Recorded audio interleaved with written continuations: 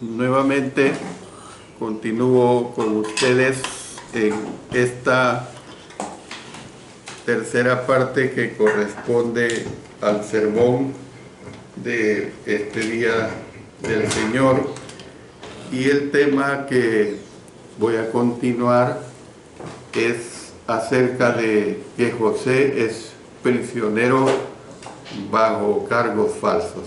Oremos. Padre Celestial, nuevamente pido tu ayuda, la ayuda del Espíritu Santo, para que presente un mensaje muy entendible y muy edificante. En el nombre de nuestro Señor Jesucristo. Amén. Amén. Bueno, yo una sola vez les estoy diciendo que este mensaje será corto, porque no quiero entrar a las lecciones de vida, que las quiero dejar mejor para el siguiente día del Señor, si el Señor así nos lo permite. Pero lo que vamos a ver en estos minutos es muy edificante también. Y José, pues, lo llevan a la prisión bajo esos cargos falsos que usted ya ha escuchado de parte de la mujer de Potifar. Leamos los versos 19 hasta el 23. Y sucedió que cuando oyó el amo de José las palabras que su mujer le hablaba diciendo: así me ha tratado tu siervo, se encendió su furor, y tomó su amo a José y lo puso en la cárcel donde estaban los presos del rey, y estuvo allí en la cárcel. Pero Jehová estaba con José y le extendió su misericordia y le dio gracia en los ojos del jefe de la cárcel. Y el jefe de la cárcel entregó en mano de José el cuidado de todos los presos que había en aquella prisión. Todo lo que se hacía ahí, él lo hacía. No necesitaba atender el jefe de la cárcel cosa alguna de las que estaban al cuidado de José, porque Jehová estaba con José, y lo que él hacía, Jehová lo prosperaba.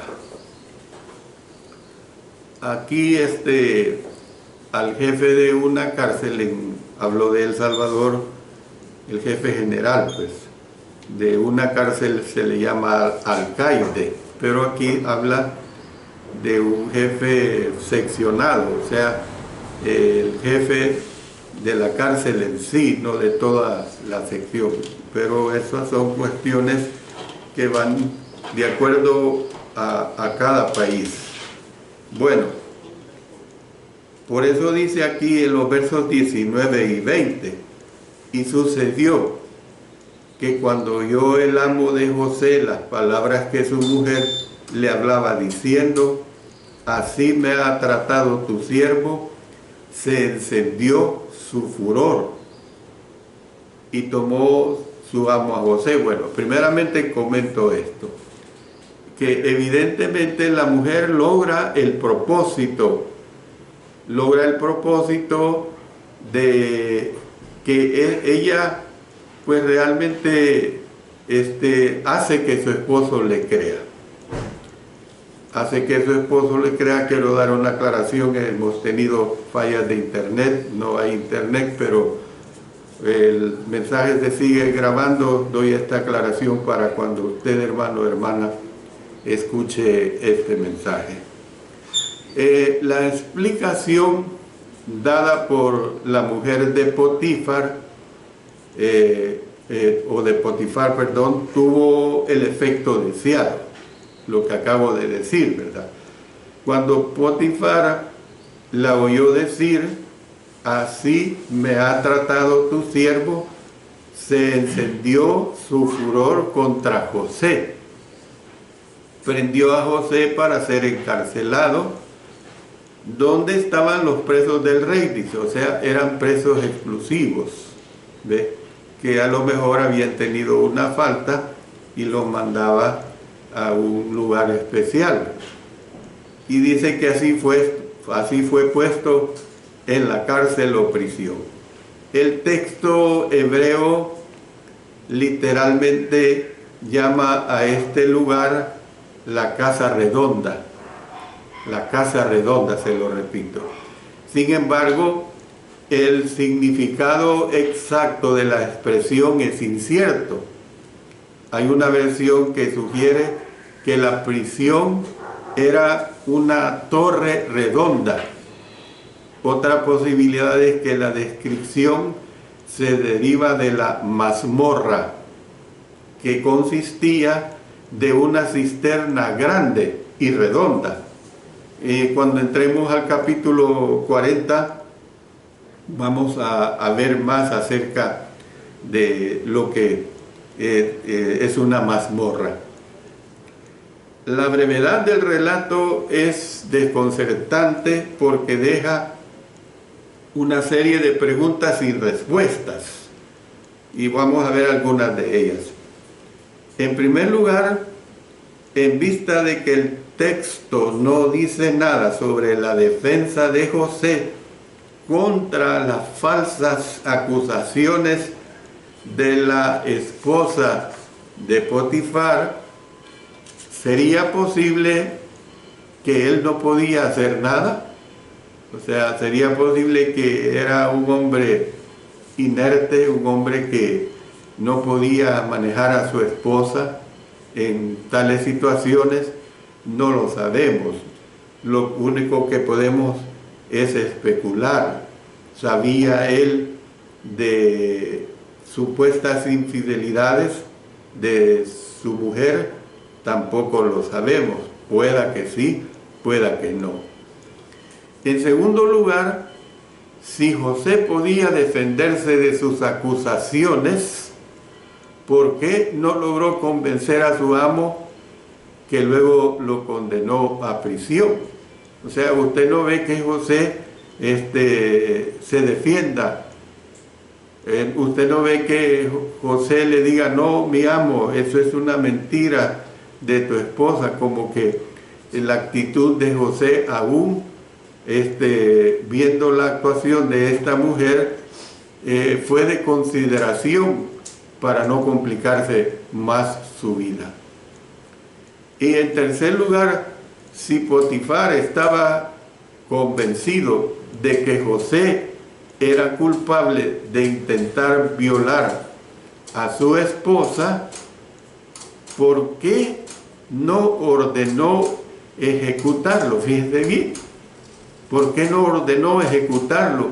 Ya que era el castigo habitual para este tipo de delitos en todo el antiguo cercano oriente. Ese era el castigo que le tocaba, ejecución y punto. Más el querer tocar a la esposa de un funcionario en aquel tiempo. Si lo era para cualquier persona, cualquier mujer, cuanto más no lo era para una esposa de un hombre que tenía una importancia tan grande. El relato no proporciona respuestas definitivas a estas preguntas. Sin embargo, Potifar pudo haber sospechado que había más en la historia de lo que le habían contado. Puede que se haya dado esta situación, ¿ve? Tenía razón para creer que su mujer estaba siendo deshonesta sobre lo que realmente había ocurrido entre ellos dos. ¿Acostumbraba ella a involucrarse con otros hombres como este joven esclavo hebreo y bien parecido como lo hemos visto? No podemos dar una respuesta a estas interrogantes. Potifar sin duda se enfrentó a un dilema. Si le creía a su esposa, tenía que mandar a ejecutar al joven esclavo, así, de inmediato. Si le creía a José y lo eximía de todos los cargos, su matrimonio no podría sobrevivir. O sea, él iba a quedar en mal predicado, pues, ¿ves? Potifar eligió un curso de acción intermedio, a saber pues, en vista de que la evidencia contra José era incierta, junto con posibles sospechas sobre las actividades de su esposa, condenó al hebreo a la cárcel en lugar de la muerte. Yo pienso que José fue prudente, hermanos, con el fin de no empeorar su castigo, que como ya se ha dicho, le llevaría a una muerte segura. Esa es la realidad, porque miren lo que dice el versículo 21. Pero Jehová estaba con José y le extendió su misericordia y le dio gracia en los ojos del jefe de la cárcel. La segunda parte principal de este capítulo inicia de la misma forma que la primera parte, cuando dice: mas Jehová estaba con José y fue varón próspero, dice, y estaba en la casa de su amo el egipcio. La declaración reconoce la providencia de Dios interviniendo en la vida de José. El Señor le protegió y proveyó para él lo que vendría. Aunque no impidió que José pasara por pruebas angustiantes, él le protegió en medio de ellas. Esa es la realidad. Y el texto también dice que le extendió su misericordia. La misericordia es de miseres, que es la piedad de Dios, la gracia de Dios, o sea, el chesed en el idioma hebreo. El texto también pues dice que le extendió su misericordia a José. A la bendición se le describe como amor resuelto. Así, miren qué bonito, se le describe a la bendición como amor resuelto. En una de las versiones consigna esta palabra bondad. Este concepto podría parecer contradecir las circunstancias que José estaba soportando como esclavo y mayordomo que era. Había sido injustamente condenado a prisión por su amo. Sin embargo, Dios le dio gracia. O sea, ¿se acuerdan que hemos visto bastante la palabra gracia, que es chen en el idioma hebreo? Dios le dio gracia en los ojos del jefe de la cárcel, dice. ¿Ve? No se nos dice cómo lo llevó a cabo Dios.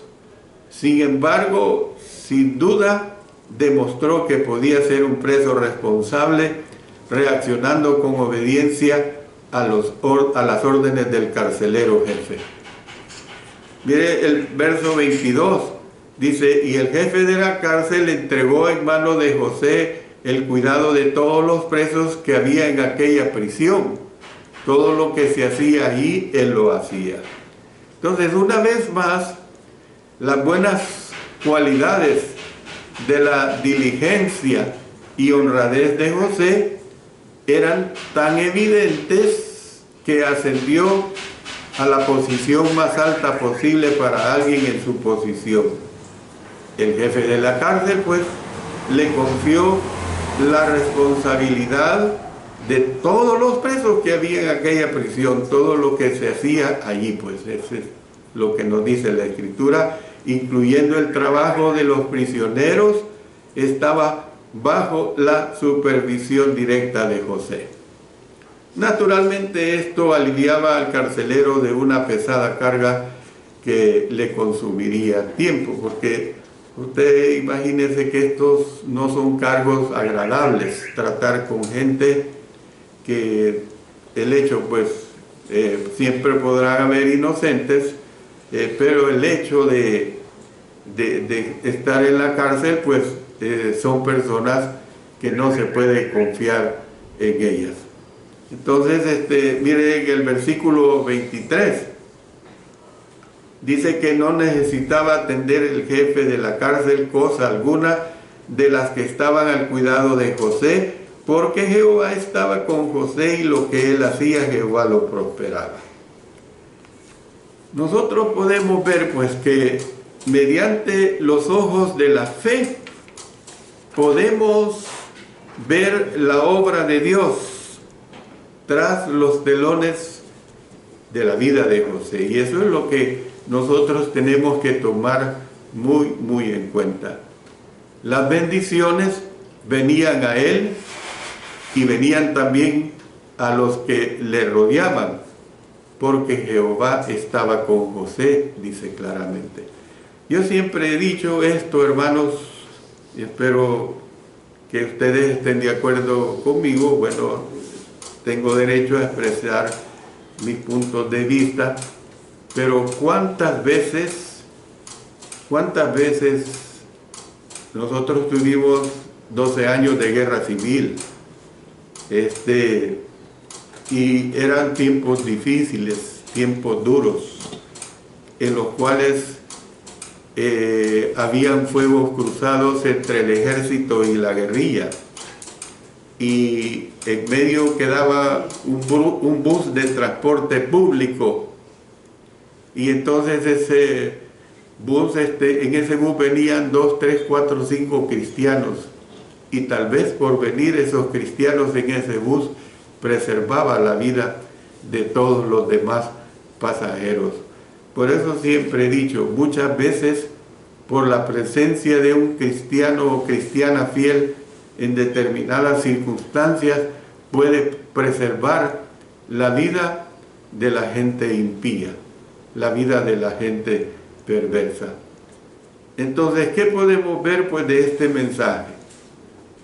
En cualquier cosa que José hacía, Jehová le hacía tener éxito y lo prosperaba. Esa es la realidad. Y eso es lo que nosotros tenemos que entender en el mensaje que aquí se nos presenta. Yo voy a parar acá. Con la ayuda del Señor, el próximo día del Señor, vamos a ver las lecciones de vida que nos da todo este capítulo 39. Son lecciones de vida muy hermosas, y que lo vamos a aplicar ya con lo que el Nuevo Testamento nos habla a nosotros, los hijos e hijas de Dios. Que Dios bendiga su bendita palabra. Oremos. Señor Dios Todopoderoso, te damos gracias por tu palabra. Te suplicamos que siempre ella nos redarguya, nos haga ver por adelantado el pecado en el cual podemos caer, y que seamos realmente sinceros, que seamos realmente muy entregados a ti, para labrar nuestra vida eterna, que es lo que buscamos. En el poderoso nombre de nuestro Señor Jesucristo. Amén. Amén.